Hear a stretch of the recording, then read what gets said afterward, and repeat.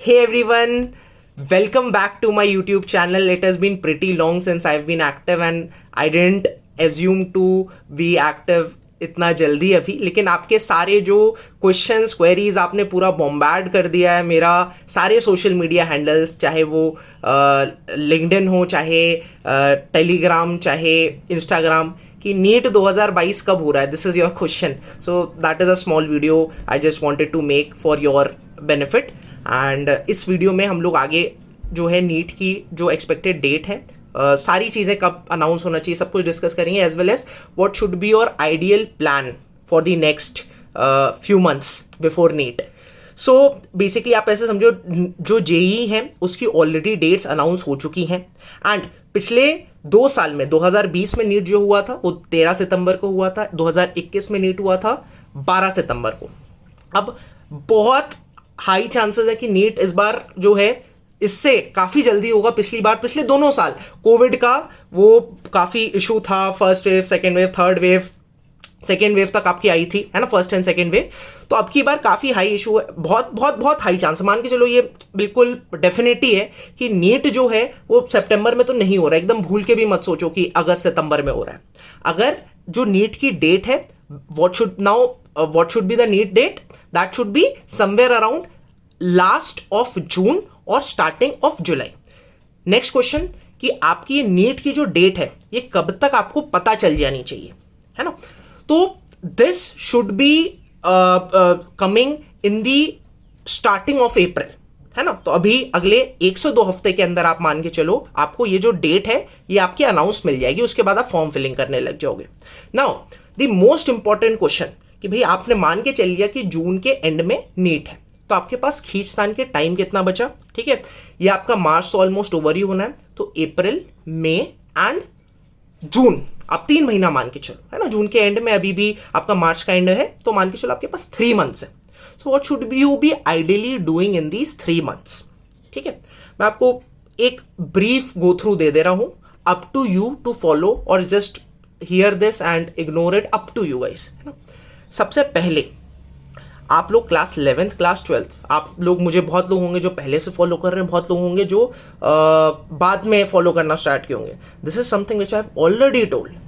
NCERT, अब आप बोल रहे हो फिर बोल रहे हो, मैं बोलूँगा हाँ, बिकॉज इतना पढ़ने के बाद भी अगर मैं आपसे NCERT की एक लाइन से क्वेश्चन पूछ लूँ तो बहुत लोग होंगे जो नहीं आंसर कर पाएंगे. That is why it is very important कि आप जो हो NCERT फिर से एक बार पढ़ जाओ.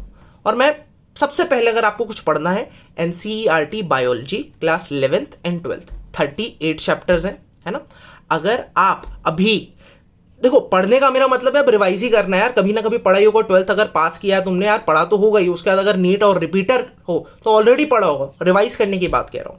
अगर तुम दिन के NCERT के केवल आप एक चैप्टर भी रिवाइज कर लो तो आपका 1.5 महीने से भी कम में आप मान के चलो by the end of April. ठीक है, अभी देखो, ये अगर आप मेरा वीडियो देख रहे हो अभी से स्टार्ट करो, है ना. 38 चैप्टर्स आप मान के चलो आपके अभी आपका अप्रैल एंड तक, एग्जैक्ट अप्रैल 30 तक एक टारगेट ले लो. पूरा एक बार अच्छे से रीड कर लोगे. एक चैप्टर को मैक्सिमम 3 से 4 घंटा लगेगा रिवाइज करने में, उससे ज़्यादा नहीं लगेगा. और आप पुअर आपने पहले पढ़ी है, अच्छे तरीके से नहीं पढ़ी है NCERT. अगर अच्छे से पढ़ी हुई तो 2 घंटे में भी एक चैप्टर रिवाइज करते चले जाओगे, है ना. तो आपने अपना ये टाइम स्पेसिफाई कर लिया हर रोज का NCERT रिविजन के लिए. बायोलॉजी.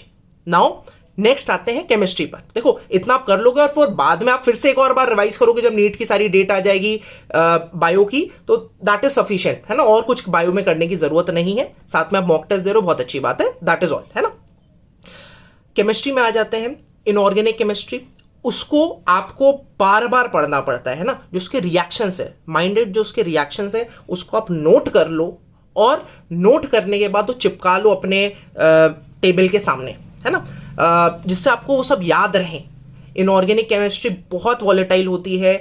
मुझे याद है पी ब्लॉक जैसे एक एग्जाम्पल दे रहा हूँ, चैप्टर का 20 बार 22 बार पढ़नी पड़ी और तब भी वो भूल जाता है. So do not have to worry, बार बार पढ़ना पड़ेगा आपको, है ना.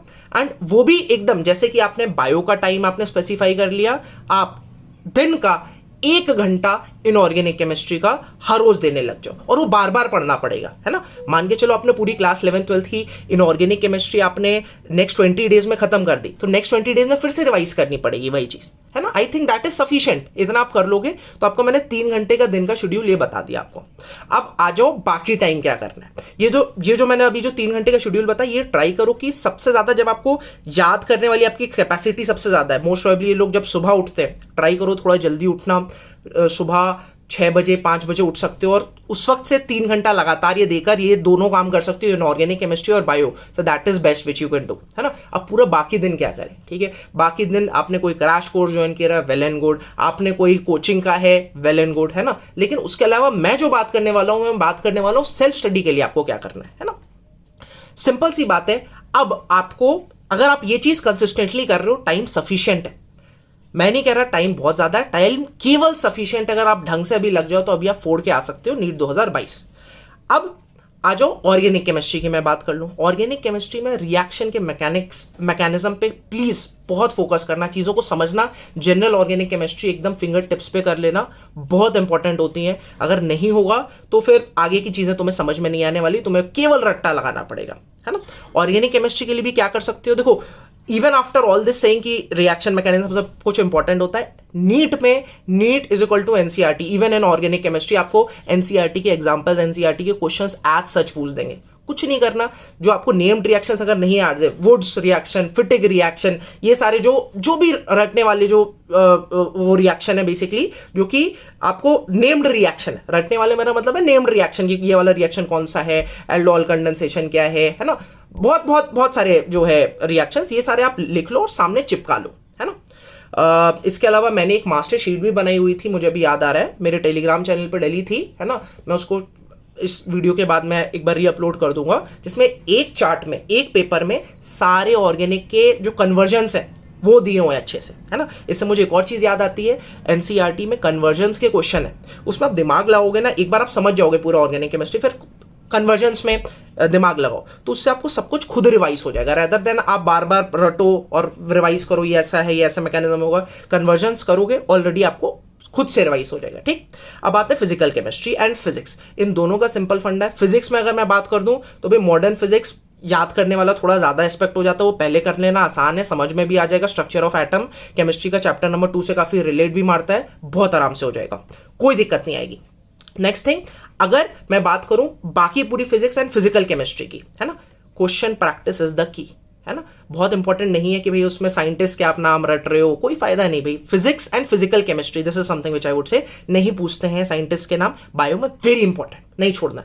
लेकिन फिजिक्स फिजिकल केमिस्ट्री अगर आपके क्वेश्चन लग रहे हैं, दैट इज सफिशिएंट। वो कैसे लगेंगे, कंसेप्ट समझोगे और क्वेश्चन से डरोगे नहीं, मॉक टेस्ट ज्यादा से ज्यादा दोगे, है ना, एंड मॉक टेस्ट के बाद एनालिसिस अच्छे से करोगे। कहीं से भी मॉक टेस्ट लगा लो यार, इतना अब तो फ्री में इतना अवेलेबल है चीजें, कहीं आप एनरोल्ड हो, वेल एंड गुड, है ना।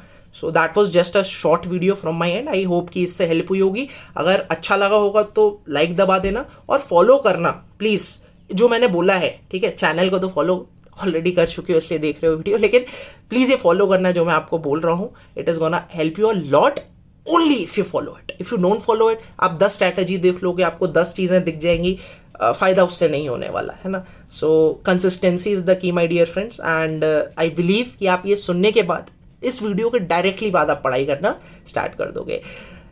Wish you all the very best my dear friends, and yeah I am there for all of you. Thank you so much for all your love and support through all these months. Thank you guys. Bye bye.